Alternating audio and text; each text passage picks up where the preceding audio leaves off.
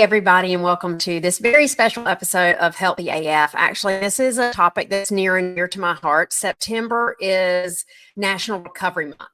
So if you're wondering, like, recovery, what are we talking about? We're talking about addictions and the family and friends who are affected by addictions.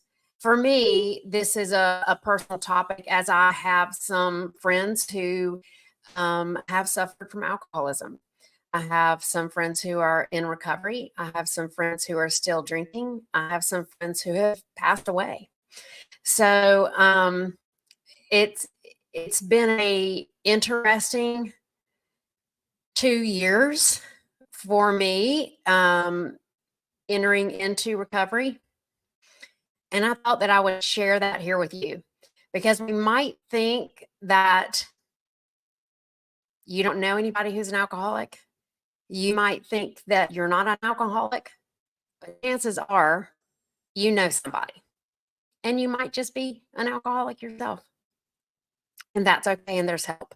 So I wanted to make sure that I came on and just shared with y'all where I've been and what I've been doing and how I'm celebrating my recovery, because it's a really joyful place for me. It's emotional, but it's a really joyful place for me. So welcome to National Recovery Month. Let's see. First off, I should tell you, if you've forgotten, that I have a nursing background.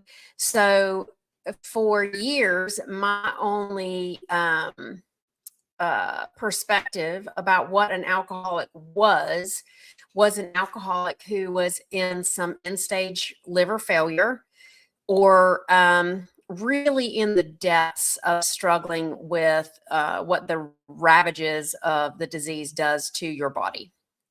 So for me, if I came in contact with an alcoholic, they were really deep into the physical effects of their disease. I was hanging up vitamin bags, because absorption of minerals and vitamins in alcoholics are really like poo stink. So most of the time when they came in, they were in withdrawals. They might be swinging at you. They might be somnolent and like sort of kind of passed out. We were hanging banana bags. Their livers typically weren't working, so they had yellow eyeballs and some yellow skin. And that was what an alcoholic looked like to me.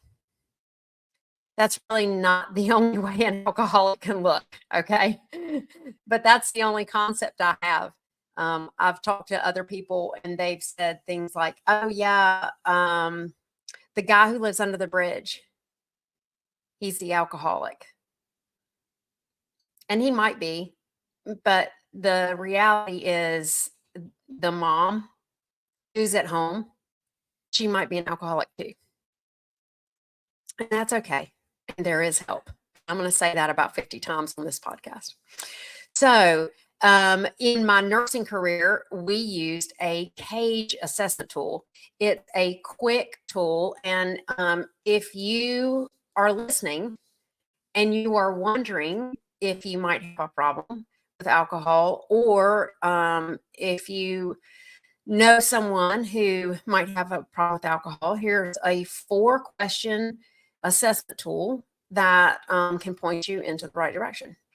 It's called CAGE, CAGE, and I'll have a link in the show notes so that you can find all this information. There's going to be lots of links in the show notes this time. The C is for cut down. Have you ever tried to cut down on your drinking and haven't been able to? That might look like you say that you're just going to be dry a week, but by the time Thursday hits and it's been that kind of week, you decide to go ahead and drink. It could be like something awesome happened and you're like, well, of course I have to celebrate. Or it could be like something crappy happened. Like, well, God, I just need a drink to, wash it all away. Okay. So it could be something like that. But you've tried to cut down on your drinking and haven't been able to. A is for, oh, shoot. Annoyed. Have you ever been annoyed that people are asking you about your drinking? So is there someone in your life who has been like, hey, are you sure you want to pour another? Or why can't you just have one or two? Or, when you said that last night, it really hurt my feelings, and you can't remember what you said to them that night. If you're annoyed by people asking you about your drinking, the G is for, oh, shoot. Oh, fuck. I can't remember the G. Let me go back and look at the G. Oh, have you felt guilty? That's it. Have you ever felt guilty about your drinking? Done something, forgotten something, um, something that, and I'll add shame, but the guilt of I tried to control it, but I just couldn't. I don't know why I couldn't. Why am I failing at this over and over again? Guilt. So the G is for guilty, and the E is for eye opener. Have you ever needed an eye opener to get awake in the morning? So have you needed that first of the morning drink to sort of like get going? So that's the CAGE assessment tool. I'm going to say it again since I forgot what the G was. It's cut down. Have you ever tried to cut down and couldn't do that? Annoyed. Have you ever been annoyed by people asking you about your drinking? Guilty. Have you ever felt guilty about drinking and you can't stop? And E is eye opener. Have you ever needed an eye opener? So just for your reference, if you have one of those, you probably need to take a look at your drinking. If you have two, it's likely that you have a problem with your drinking and may need to get some help to get you through that.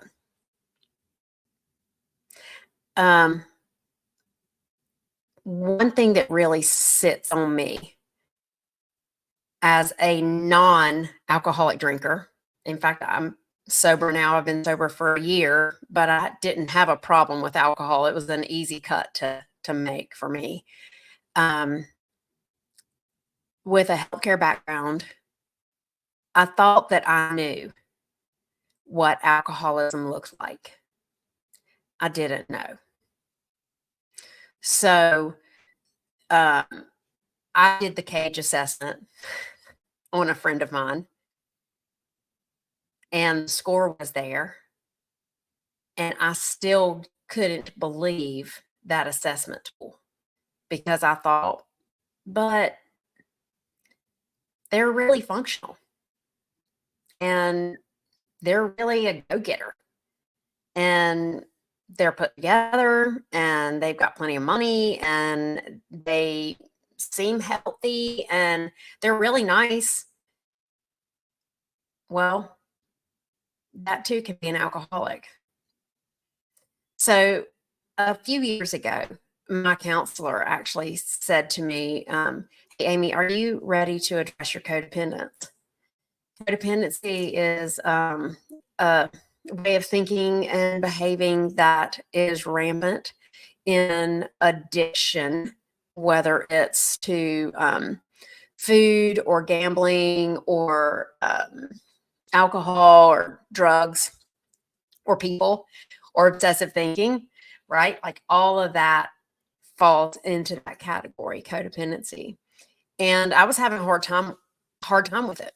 My life I was in a very painful spot.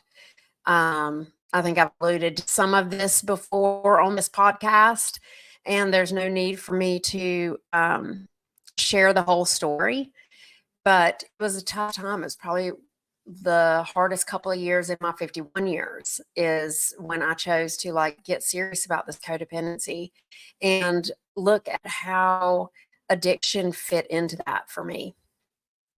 So my counselor in all her wisdom sent me to an Alcoholics Anonymous meeting. She told me to get a big book. This is called the Big Books of Alcoholics Anonymous. And she also recommended that I get a 12 and 12, which is a book about the 12 steps and 12 traditions, which is a framework for behavioral change. It's fascinating, really, when you think about from a health coaching perspective, the transformative behavioral change we do in health coaching and how that lines up with transformative behavior change of the 12 steps, 12 traditions. fascinating. They mirror out pretty well. Um, and go to an AA meeting. And I did. And what I found there were people who were just like me, who whose bodies did not process alcohol in the ways my body processed alcohol. I've continued going to 12-step meetings through Alcoholics Anonymous and through Al-Anon, which is a group for family and friends of alcoholics. It's a support group there where I address my behavioral patterns and I call it a stinky thinking with things that lead me into depression, thoughts that lead me into numbing out. I don't like this thing that's happening in my life, so I'm just going to Netflix it up for the next 2 days. I don't like the things that are happening in my life, so I'm going to see if I can go on a date and just be with somebody, anybody. I don't like the things that are going on in my life, so I'm going to have that cupcake. Those thought patterns, it's uncomfortable in here with me, so I need to go out here to something else to help this uncomfortable go away.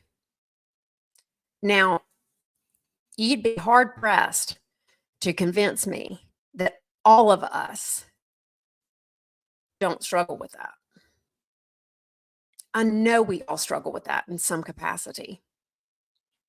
And I think that that thing we reach for is different at different times in our lives and different for different people. I can tell you, I totally numbed out on the Netflix the other day. I was having a really hard weekend.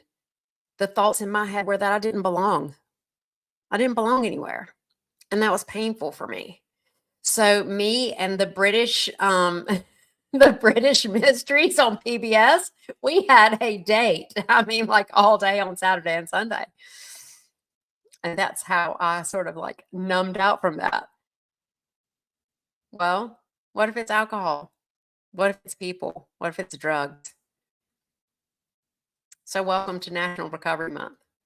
This is a place where you get to look at all your numbing out. This is a place where you get to look at different frameworks, where you get to be honest with yourself and really look and be honest with yourself. What are you using to get out of that uncomfortable spot? And the uncomfortable can be joy too. You know, joy can sometimes be a very uncomfortable emotion to have because the minute we recognize that we're in it and it feels good, we might be scared about losing it. And that is a real pain point.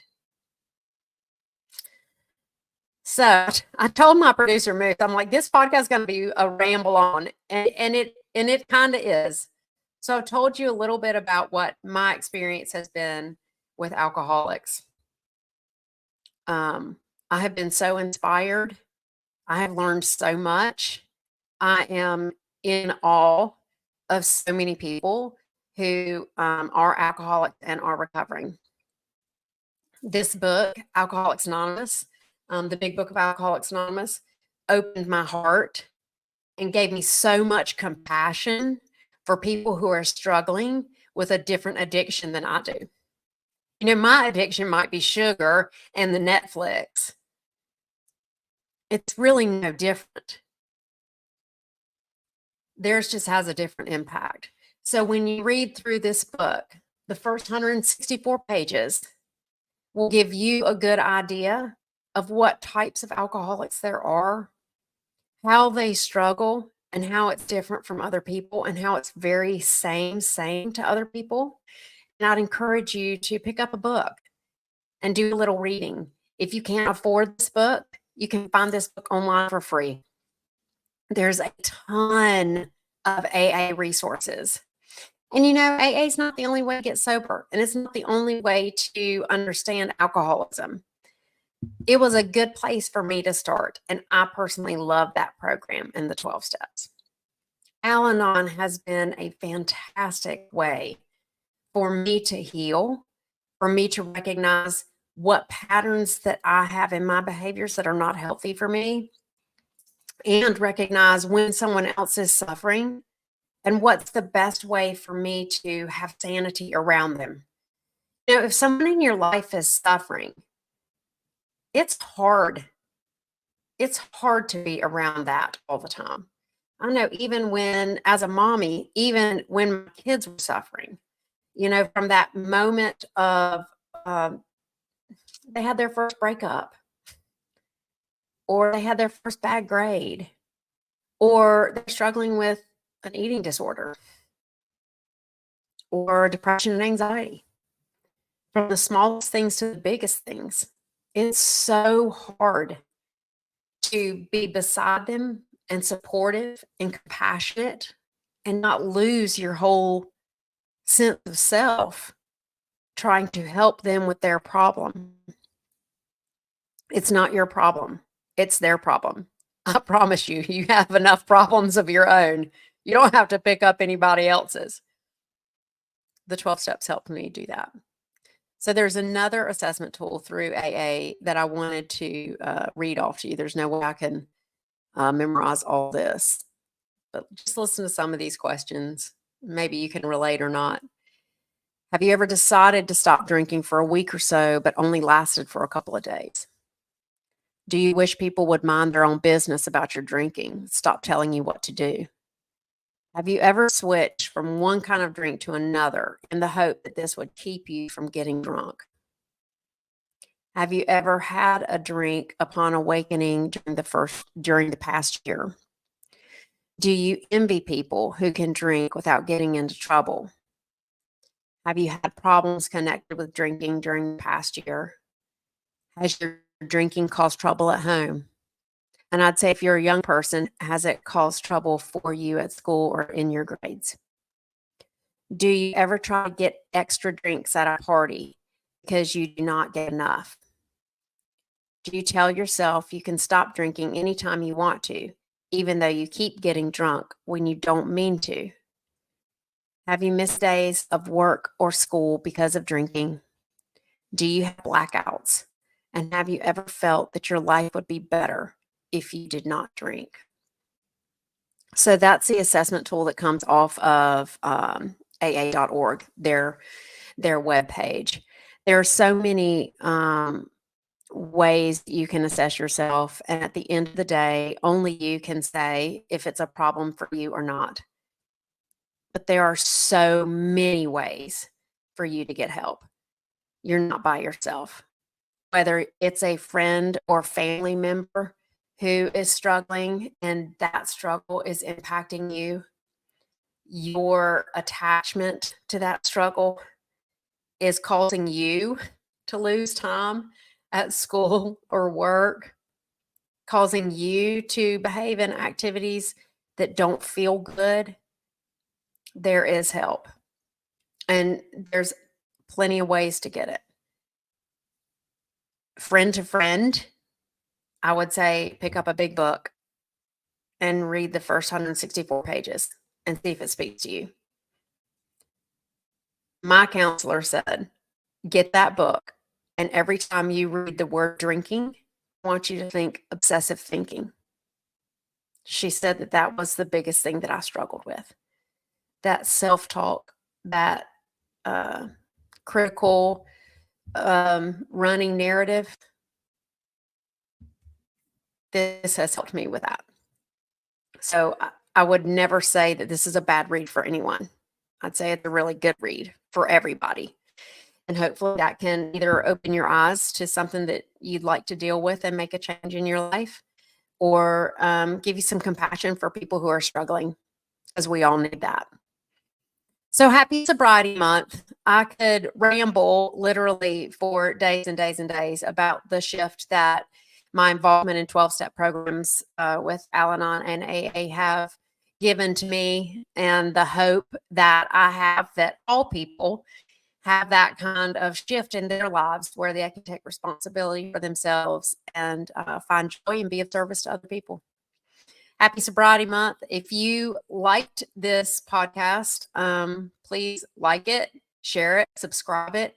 If you heard this podcast and you think, man, I need a little help, reach out. reach out. I'll be happy to talk to you about where the best place for you to start might be, what you need to know. We can at least have a conversation to help you get some clarity on where you're at. And you're so loved and you're so worth it. Give yourself some grace. It's not your fault. We all wound up the way we wound up, but we don't have to stay this way. Share this episode, and I will see you next time on Healthy AF.